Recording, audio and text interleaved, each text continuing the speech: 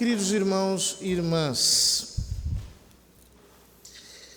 estamos nesses dias lendo trechos dos 2 livros de Macabeus. São livros grandes, mas cuja leitura vale muito a pena, porque coloca diante dos nossos olhos a realidade da luta contra a verdade da fé, contra o Evangelho, contra a justiça de Deus, contra a santidade, a oposição que se faz aos santos. E hoje o trecho que nós lemos, que, por assim dizer, encerra a leitura do livro dos Macabeus na liturgia desse ano,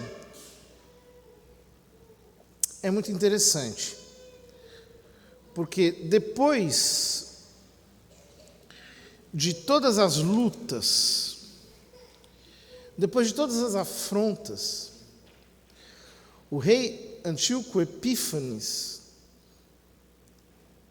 foi, por fim, derrotado. O texto diz: o rei Antíoco estava percorrendo as províncias mais altas do seu império quando ouviu dizer que Elimaida, na Pérsia, era uma cidade célebre por suas riquezas, sua prata e ouro, e que seu templo era fabulosamente rico, contendo véus tecidos de ouro e couraças e armas ali deixadas por Alexandre, filho de Filipe, rei da Macedônia, que fora o primeiro a reinar entre os gregos. Ou seja, não existe fim para a ganância daqueles que querem realizar um império na terra. Isso faz parte do modo de pensar de todos os que querem expandir o seu poderio. Não existe uma barreira, um fim, um limite. Eles sempre querem mais, sempre querem avançar, sempre querem adquirir mais e mais e mais e mais e mais poder, e querem se considerar a si mesmos acima de toda a justiça e acima do próprio Deus. Assim funcionam todos os impérios do mundo, desde todos os tempos, nos quais a volúpia, o desejo de ter, de destruir, sempre oprime as nações mais fracas, especialmente as nações cujo coração dos seus habitantes teme a Deus, é respeitosa da lei de Deus. Antíoco marchou para lá e tentou apoderar-se da cidade para saqueá-la, mas não o conseguiu, pois seus habitantes haviam tomado conhecimento do seu plano e levantaram-se em guerra contra ele. Primeira coisa é que o povo tomou conhecimento do seu plano. E depois combateu, lutou. Essa é a primeira coisa. Nós temos que sempre entender o plano. O que pretendem os imperialistas de todos os tempos. Aqueles que querem subjugar a igreja, a fé, a religião, nós temos que entender. É claro que sempre tentarão nos dissuadir de entender. E hoje em dia criaram, inclusive, uma retórica para nos inibir. Então nós começamos a entender o que está por trás, logo dizem, não, isso é teoria da conspiração. Para intimidar, porque aí a pessoa se sente inibida, e aí fala, não deve ser isso mesmo, deve estar exagerando. Não, há muita falcatrua, há muito embuste, há muito ardil, há muito engano, há muita trapaça por detrás de tudo. Tantas campanhas falsas, tanta coisa mentirosa que se diz, tanta manipulação. Vocês vejam, né? Estamos em plena pandemia ainda. Mas começa a aparecer um cenário um pouco mais favorável. Já vão abrir carnaval, já vão abrir festival de rock, festas de fim de ano e não sei o quê, e a outra onda vindo. Mas quem se deixa guiar pela televisão, parece que está tudo a mil maravilhas, né? Que as coisas estão indo bem, que não vai dar tudo certo. Ora, será que precisa ser muito inteligente para perceber que as informações são usadas de uma maneira conveniente? Não é preciso ser um grande intelectual para perceber isso. Qualquer pessoa de bom senso sabe que seria melhor esperar mais um pouco, né? Estamos voltando aí para a nossa vida normal, mas para essas aglomerações muito grandes, prudência, né? Vamos esperar mais um pouquinho, vamos ver o que acontece. Enquanto nos países da Europa já começaram a trancar tudo de novo. A mesma rota sempre. Então nós temos que saber quais são os planos, nós temos que entender o que há por trás, nós temos que conhecer, nós temos que estudar, nós temos que analisar para podermos combater, para podermos guerrear.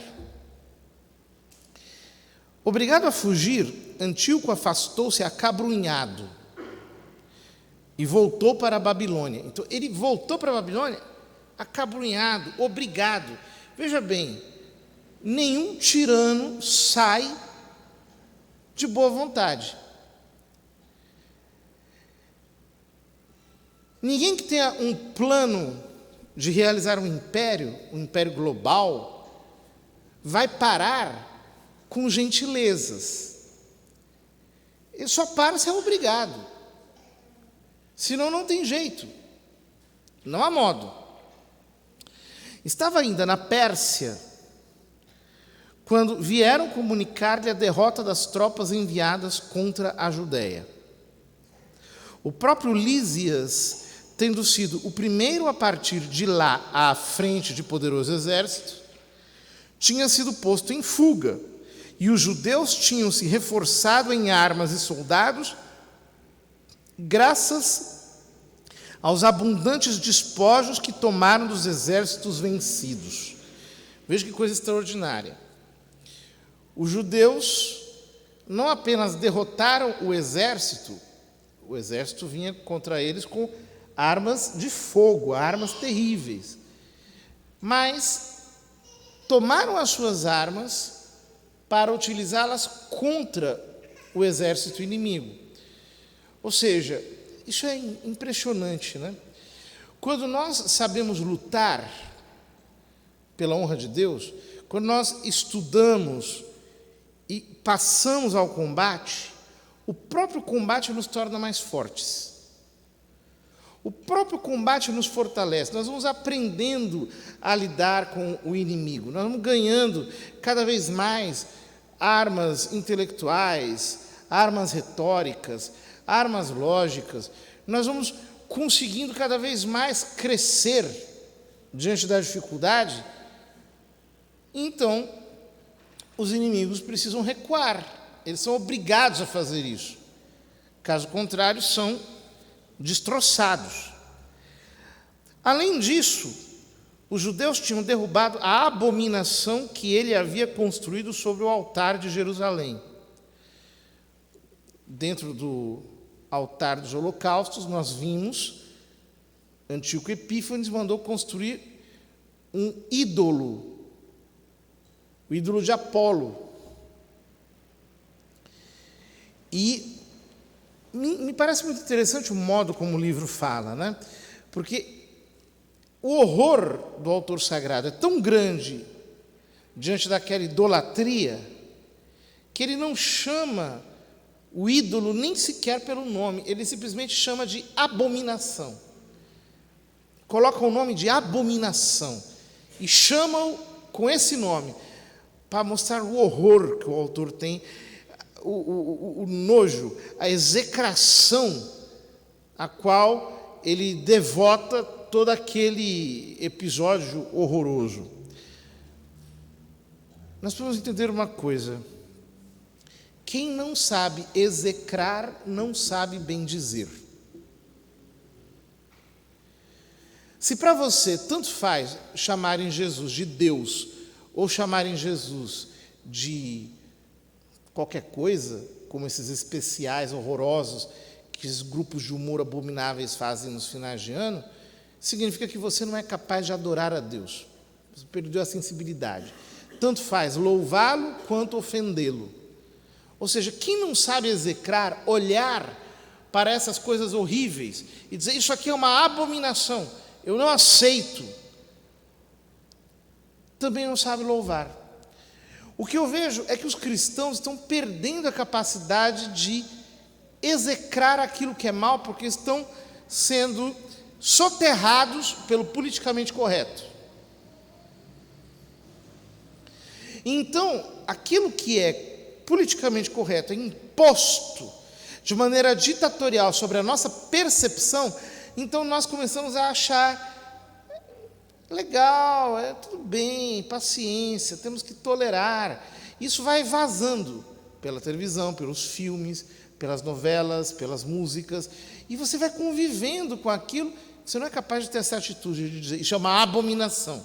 Eu não quero nem ver, eu não quero nem falar, não quero nem ouvir, não quero nem ter contato, porque isso aqui ofende a Deus. Isso aqui é oposto à palavra de Deus. Um cristão precisa ter essa reação. Toda a simpatia com o pecado já é um começo de pecado.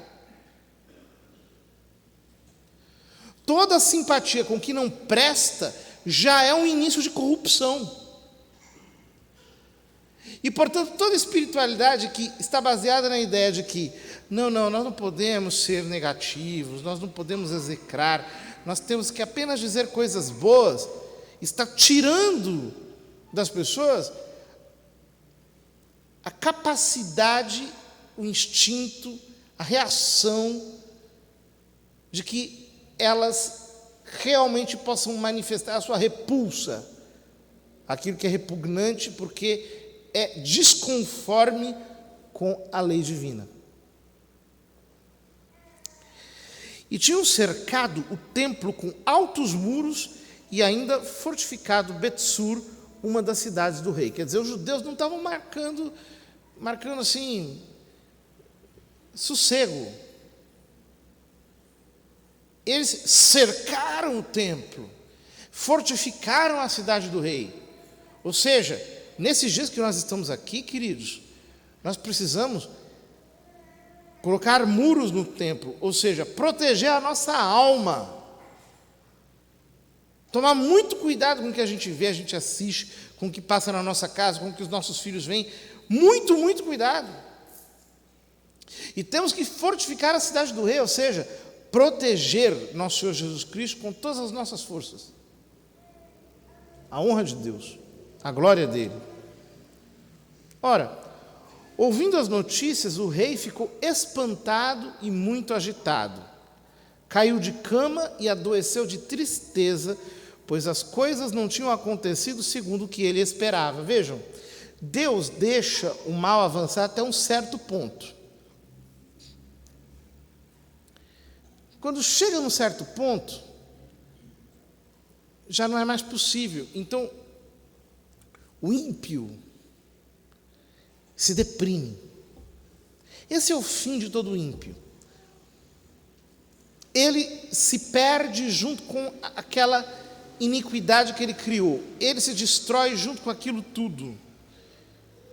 Ele se acaba. Aquilo parece um negócio que está crescendo, que é maravilhoso, que parece que é inexpugnável, que não tem jeito de destruir. É sempre assim. Mas o mal é corrupto. Só o bem é íntegro. Portanto, o mal tende à deterioração. E tudo aquilo que não presta acaba se destruindo. Já ouviram dizer o ditado? O mal por si se destrói? Isso é uma grande verdade. Só que demora. Nós vamos ter paciência. E também não basta esperar. Nós temos que combater. E não basta combater, nós temos que ficar mais fortes no combate. E não basta ficarmos mais fortes no combate, nós temos que vencer. E não basta vencer, nós temos que fortificar a cidade do rei e colocar muros no nosso templo. Vejam, de vez em quando eu escuto algumas pessoas dizendo na igreja assim: ah, não, nós temos que lutar. Não importa se nós vamos vencer ou não. O que importa é que nós estamos lutando e, se Deus quiser, Ele vence.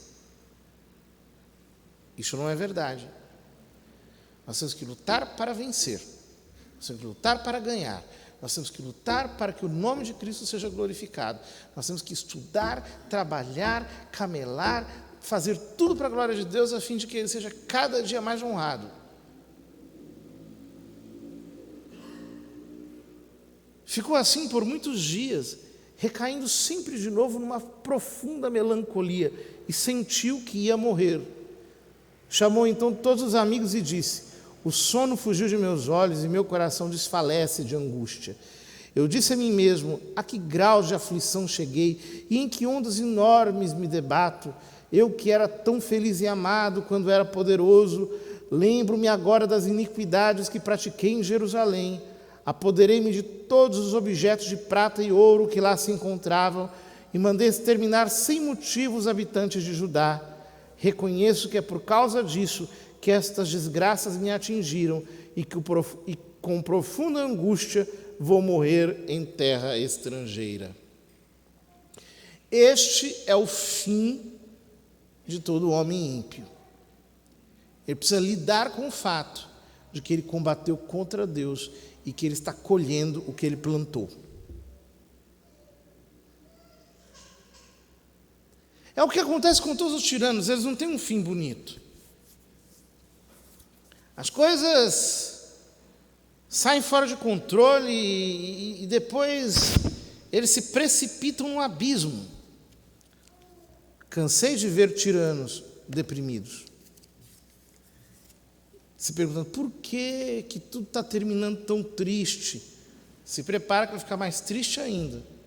Vai se deprimir muito mais. Vai se atolar ainda mais. Por quê? Porque este é o fim de todo tirano. É assim que termina todo o reino de iniquidade. Queridos irmãos, nós estamos do lado que vai vencer. Nós temos que lutar, nós temos que nos agarrar com o nosso Senhor, temos que ter vida espiritual, temos que ficar firmes na sã doutrina da fé. Não podemos jamais deixar o nosso coração vacilar, não podemos duvidar, pensar que talvez não seja possível. Não, não. A vitória é certa. Nossa Senhora disse: por fim, o meu imaculado coração triunfará. E ela vai triunfar mesmo. Isso não é um engodo, é uma promessa verdadeira. Vamos, portanto, pedir a Deus a graça de que nós sejamos cada dia mais firmes, que nós nunca deixemos que a covardia tome conta do nosso coração. Agora, o inimigo tem que lidar com um fato: os macabeus somos nós.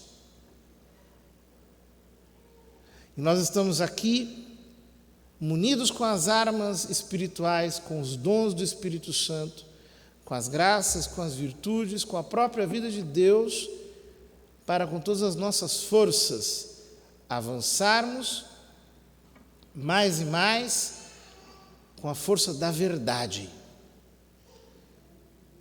com o calor que nasce do amor de Cristo que arde em nossos corações. Não recuemos jamais, muito pelo contrário. É hora de avançar, é hora de estarmos firmes. Se esta for a nossa atitude, ela será apenas a letra inicial de um capítulo cuja palavra final será vitória.